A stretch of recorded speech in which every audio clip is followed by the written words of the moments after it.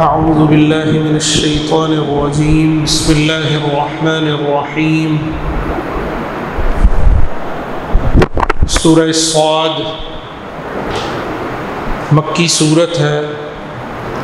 اللہ رب العزت نے اس سورت میں کفار ان کا اعتراض کرنا اور ان کا تکبر کرنا اسے بیان کیا۔ صاد والقرآن ذی الذکر، کہ ہمیں نصیحت والے قرآن کی قسم ہے۔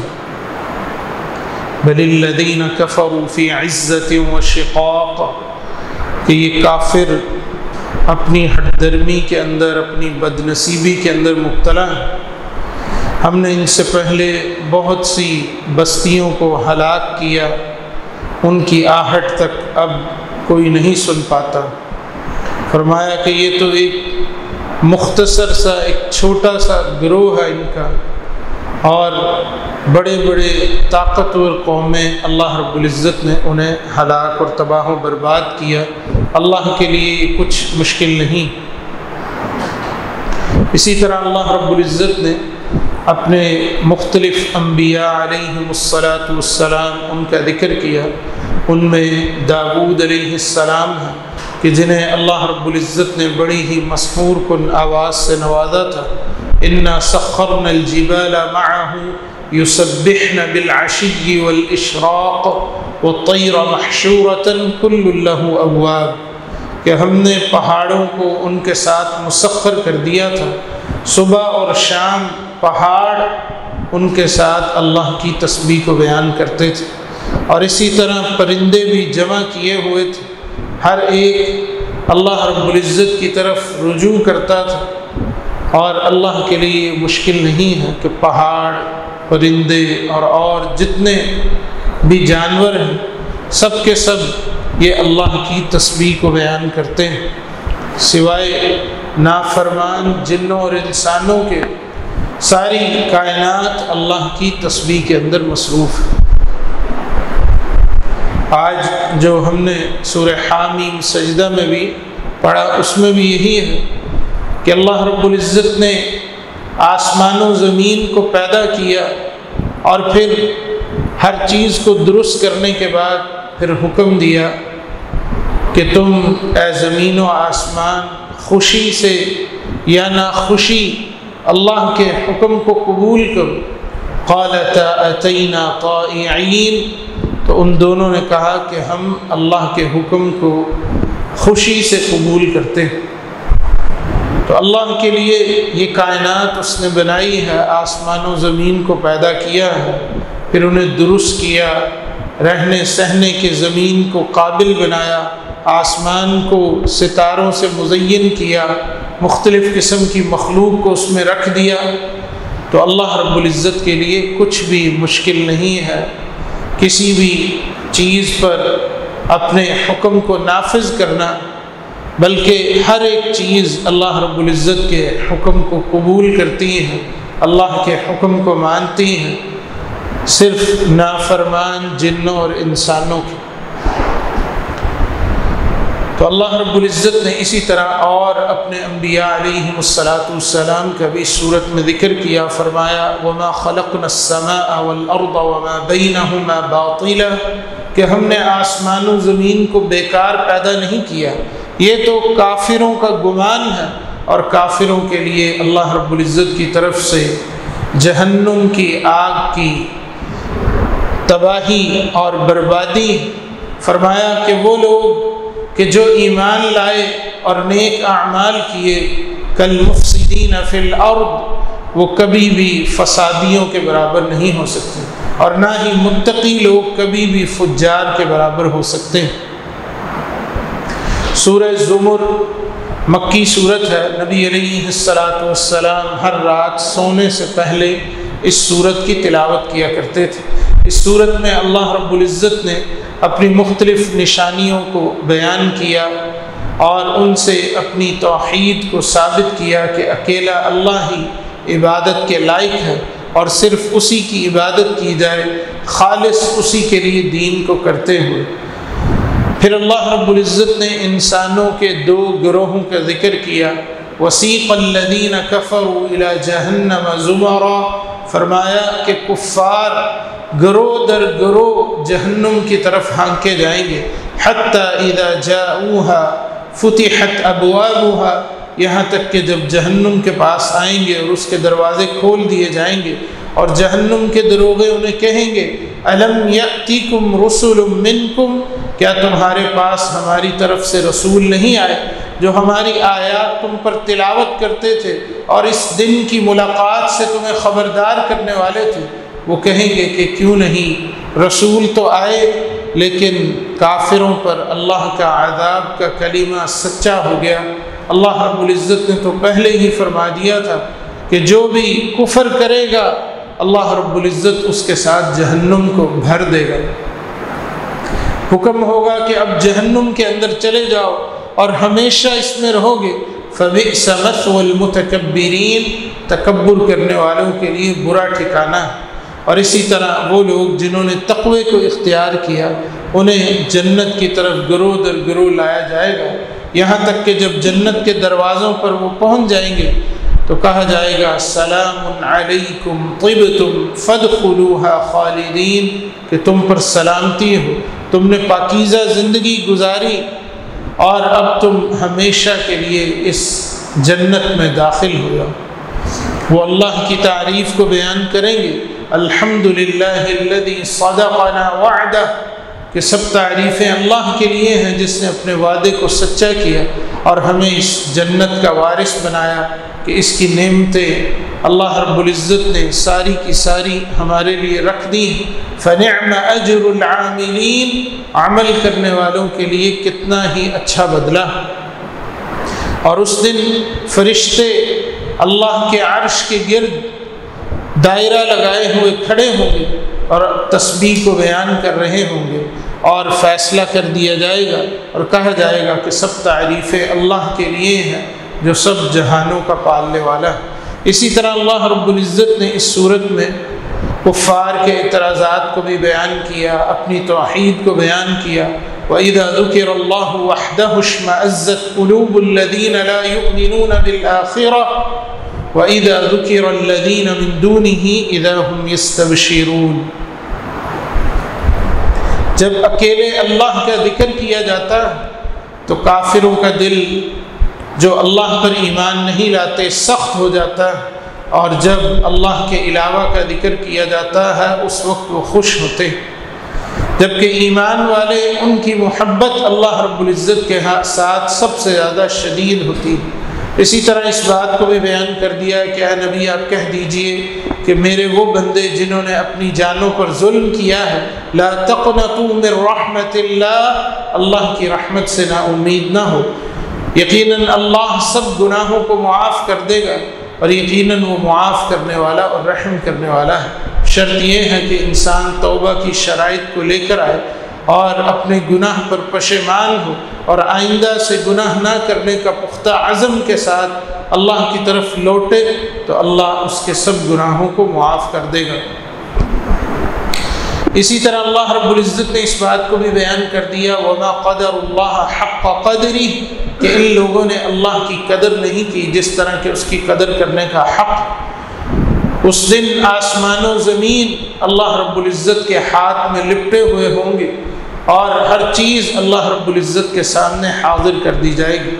سورۃ المؤمن، اس سورت کا نام بنی اسرائیل کے ایک مومن آدمی کے نام پر ہے جو تھا تو آل فرعون میں سے، قبطیوں میں سے، لیکن موسیٰ علیہ السلام پر ایمان لایا۔ فرعون کے دربار میں اس نے اللہ کی توحید کی دعوت کو پیش کیا۔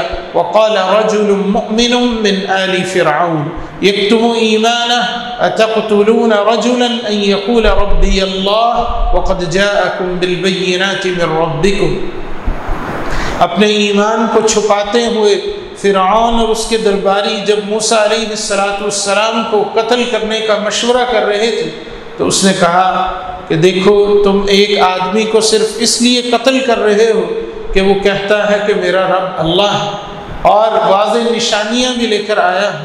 دیکھو اگر وہ جھوٹا ہوگا تو اس کے جھوٹ کا وبال اسی کے اوپر ہوگا۔ وَإِن يَكُ صَادِقًا يُصِبْكُم بَعْضُ الَّذِي يَعِدُكُم، اور اگر وہ سچا ہوا تو جو وہ وعدے تمہیں دے رہا ہے، عذاب کی وعید سنا رہا ہے، وہ سب کی سب تمہیں پہنچ جائے گی۔ یقیناً اللہ کبھی بھی اسراف کرنے والوں اور جھوٹوں کو ہدایت نہیں دیتے۔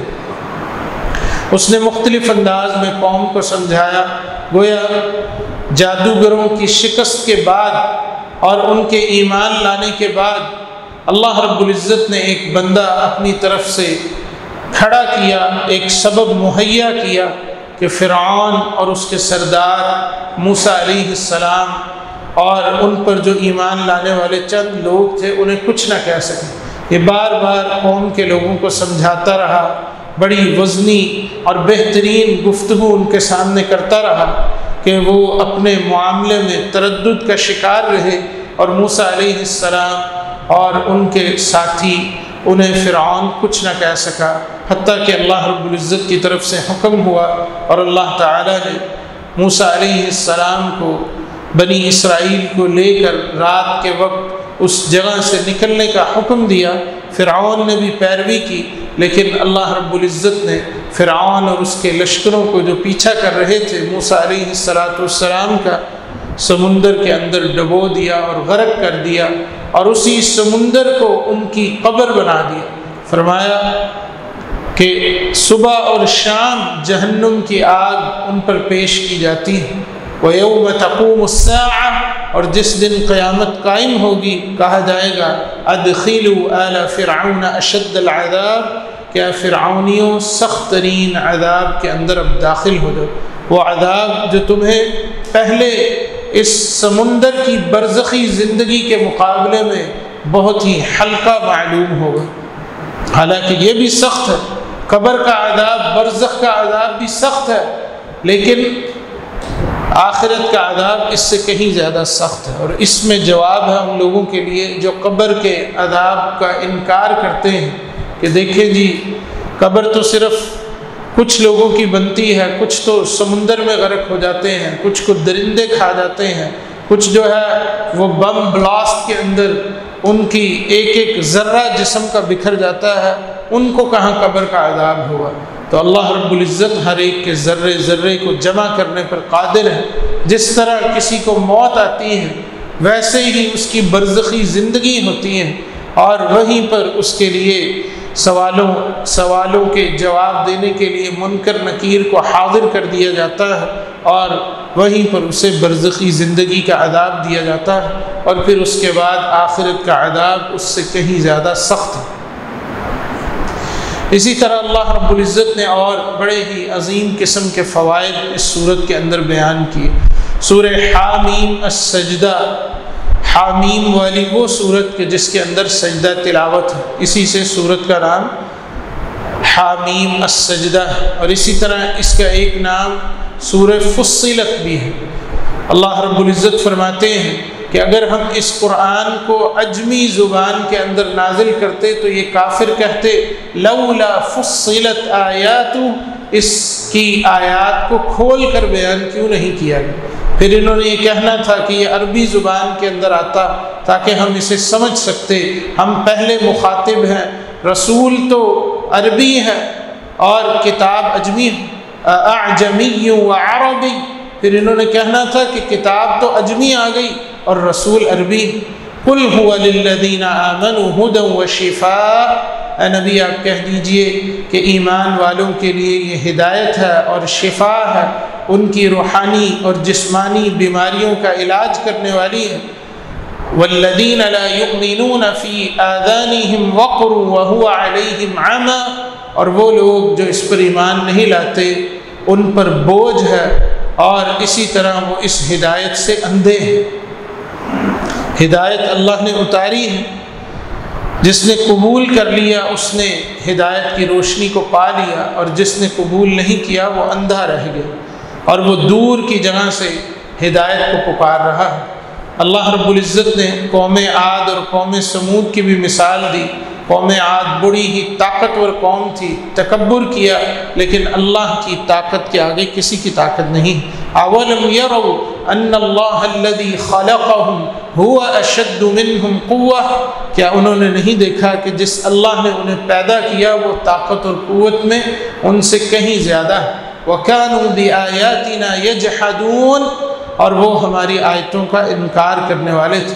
اللہ نے اپنے ایک لشکر کو بھیجا، ہوا کو، انتہائی تیز اور انتہائی ٹھنڈی ہوا، جس نے انہیں لمبے دراز قد عاد کے لوگوں کو پکڑا اور سر کے بل زمین پر انہیں مار دیا، ان کی کھوپڑیاں ٹوٹ گئیں، تکبر سارے کا سارا ختم ہو گیا، اور وہ اس طرح پڑے ہوئے تھے کأنہم اعجاز نخل خاویہ، جس طرح کٹے ہوئے کھجور کے تنے۔ وَأَمَّا ثَمُودُ فَهَدَيْنَاهُمْ، سمود کے لوگ بھی بڑے طاقتور تھے، ہم نے انہیں ہدایت دی، فَاسْتَحَبُّوا الْعَمَى عَلَى الْهُدَى، لیکن انہوں نے ہدایت کے مقابلے میں اندھا رہنے کو ہی قبول کیا، تو اللہ رب العزت نے تیز کڑک کے عذاب کو ان پر بھیجا، اور اللہ رب العزت نے صرف انہی لوگوں کو محفوظ رکھا جو ایمان لائے، وَكَانُوا يَتَّقُونَ، اور تقوی کو اختیار کرنے والے تھے۔ اسی طرح اس بات کو بھی بیان کر دیا کہ انسان کے اپنے اعضاء، ہاتھ پاؤں، اس کے جسم کا چمڑا قیامت کے دن اس کے خلاف گواہی دے گا، اور اس دن اس کا گمان وہ سچا ثابت ہو جائے گا جو وہ سمجھتا تھا کہ یہ چیزیں میرے خلاف گواہی نہیں دیں گی، اللہ رب العزت انہی چیزوں کو اس کے خلاف گواہ بنا دے گا، اور یہ کہے گا کہ تم میرے خلاف کیوں گواہی دے رہے ہو، اور یہی چیزیں بولیں گی وَمَا كُنْتُمْ تَسْتَتِرُونَ أَن يَشْهَدَ عَلَيْكُمْ سَمْعُكُمْ وَلَا أَبْصَارُكُمْ وَلَا جُلُودُكُمْ وَلَكِنْ ظَنَنْتُمْ أَنَّ اللَّهَ لَا يَعْلَمُ كَثِيرًا مِّمَّا تَعْمَلُونَ، کہ تم چھپ کر عمل اس لیے نہیں کرتے تھے کہ تمہارے ہاتھ پاؤں، تمہارا جسم ہی کل قیامت کے دن تمہارے خلاف گواہی دے دے گا، بلکہ تم چھپ کر عمل اس لیے کرتے تھے، گناہ اس لیے کرتے تھے، وَلَكِنْ ظَنَنْتُمْ، تمہارا یہ گمان تھا، أَنَّ اللَّهَ لَا يَعْلَمُ، کہ اللہ تمہارے بہت سے اعمال کو جانتا ہی نہیں، تم اس لیے بے خوف تھے کہ اللہ کے علم میں نہیں ہے۔ وَذَلِكُمْ ظَنُّكُمُ الَّذِي ظَنَنْتُمْ بِرَبِّكُمْ أَرْدَاكُمْ، اور یہی برا گمان جو تم نے اپنے رب سے کیا، یہی خوش فہمی جس میں تم مبتلا رہے، اسی نے تمہیں تباہ کر دیا۔ أَرْدَاكُمْ فَأَصْبَحْتُمْ مِنَ الْخَاسِرِينَ، اور تمہیں نقصان اٹھانے والوں کے اندر کر دیا۔ فَإِن يَصْبِرُوا، آج اگر صبر کرو تو پھر بھی جہنم ہی تمہارا ٹھکانہ ہے۔ وَإِن يَسْتَعْتِبُوا، اور اگر اب توبہ اور عذر پیش کرو تو اس کا کوئی فائدہ نہیں۔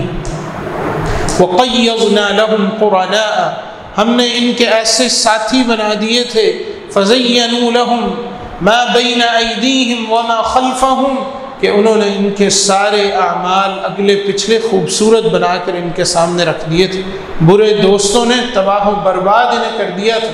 وَحَقَّ عَلَيْهِمُ الْقَوْلُ فِي أُمَمٍ قَدْ خَلَتْ مِن قَبْلِهِم مِّنَ الْجِنِّ وَالْإِنسِ، اور اللہ کا کلمہ جو پہلے بھی جنوں اور انسانوں پر حق ہوا ان کے اوپر بھی سچا ہو گیا۔ إِنَّهُمْ كَانُوا خَاسِرِينَ، یقیناً یہی لوگ نقصان اٹھانے والے ہیں۔ اسی طرح اللہ رب العزت نے قرآن مجید کا ذکر کیا، اپنی آیات کا ذکر کیا، فرمایا ان الذین یلحدون فی آیاتنا لا یخفون علینا، وہ لوگ جو ہماری آیات میں الحاد کرتے ہیں ہم سے مخفی نہیں، بھلا وہ شخص جو جہنم میں ڈالا جائے گا اللہ کی آیتوں میں الحاد کرنے کی وجہ سے، وہ بہتر ہے امن یأتی آمنا یوم القیامہ، یا وہ جو امن کے ساتھ قیامت کے دن آئے گا۔ ظاہر ہے کہ وہی بہتر ہے جسے قیامت کا امن مل گیا۔ فرمایا اعملوا ما شئتم، تم جو مرضی عمل کرتے رہو، اللہ تمہارے ایک ایک عمل کو خوب دیکھنے والا ہے۔ یقیناً وہ لوگ جنہوں نے اس قرآن کا انکار کیا، لما جاءہم، جب یہ کتاب ان کے پاس آئی، وَإِنَّهُ لَكِتَابٌ عَزِيزٌ، حالانکہ یہ بڑی ہی باعزت کتاب ہے، لا يأتيه الباطل من بين يديه ولا من خلفه، باطل کبھی بھی اس کے قریب بھی نہیں آ سکتا، اس پر کبھی بھی غالب نہیں آ سکتا۔ تنزیل من حکیم حمید، کیونکہ یہ حکیم اور حمید ذات کی طرف سے اتاری ہوئی کتاب ہے۔ اے نبی، آپ کا بھی اسی طرح مذاق اڑایا گیا جس طرح پہلے رسولوں کا مذاق اڑایا گیا۔ آپ صبر کریں، ان ربک لذو مغفرۃ وذو عقاب علیم، یقیناً آپ کا رب بہت بڑی بخشش والا بھی ہے اور بہت سخت سزا دینے والا بھی ہے۔ اور سورت کے اختتام پر اللہ رب العزت نے فرمایا سنریہم آیاتنا فی الآفاق، کہ ہم آفاق میں انہیں اپنی نشانیاں دکھائیں گے، وفی انفسہم، اور خود ان کی جانوں میں بھی اپنی نشانیاں دکھائیں گے، حتی یتبین لہم انہ الحق، یہاں تک کہ ان کے لیے واضح ہو جائے گا کہ یہی کتاب حق ہے۔ اولم یکفی بربک انہ علی کل شیء شہید، کیا ان کے لیے کافی نہیں ہے کہ ان کا رب ہر چیز پر خوب گواہ ہے؟ یہ اپنے رب کی ملاقات میں شک کرنے والے ہیں، خبردار، الا انہ بکل شیء محیط، ان کا رب ہر چیز کو احاطے میں لیے ہوئے ہے، کوئی بھی چیز اس کے قبضہ قدرت سے باہر نہیں ہے، اس کے علم اور اس کی دسترس سے باہر نہیں ہے۔ اللہ رب العزت سے دعا ہے کہ اللہ تعالی ہمیں قرآن و سنت پر عمل کی توفیق عطا فرمائے۔ اللہم اجعل القرآن العظیم ربیع قلوبنا ونور صدورنا وجلاء احزاننا وذهاب همومنا وغمومنا وسابقنا ودليلنا إلى جناتك جنات النعيم. اللهم ذكرنا منه ما نسينا وعلمنا منه ما جهلنا وارزقنا تلاوته آناء الليل وأطراف النهار على الوجه الذي يرضيك عنا. اللهم اجعلنا من أهل القرآن الذين هم أهلك وخاصتك يا ذا الجلال والإكرام. سبحان ربك رب العزة عما يصفون وسلام على المرسلين والحمد لله رب العالمين.